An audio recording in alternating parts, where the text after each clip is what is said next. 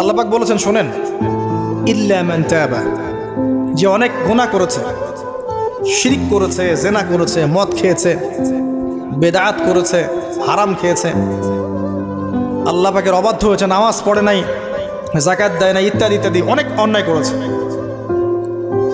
একদিন তওবা করে ফিরে এসেছে। আল্লাহ পাক বলছেন ইল্লা মান তাবা, যে ব্যক্তি তওবা করে ফিরে আসলো, ওয়া আমানা, এবং ঈমান নিয়ে আসলো, ওয়া আমিলা আমালান সালিহান, এবং এখন থেকে সতামল করা শুরু করলো, হোক সে নারী বা পুরুষ, যে কেউ, যে কোনো বয়সের, যে কোনো বর্ণের, যে কোনো ভাষার, যে কোনো দেশের, এগুলো কিচ্ছু যায় আসে না আল্লাহ পাকের। ইন্নাল্লাহা লা ইয়ানজুরু ইলা আজসামিকুম ওয়ালা ইলা সুওয়ারিকুম ওয়ালাকিন ইয়ানজুরু ইলা কুলুবিকুম ওয়া আমালিকুম। আল্লাহ পাক শুধু কলব দেখেন, আমল দেখেন, রক্ত মাংস বর্ণ এগুলো দেখেন না। আল্লাহ পাক ফিরে এসেছে, আমল, ঈমান এনেছে, আমল সালেহ করেছে।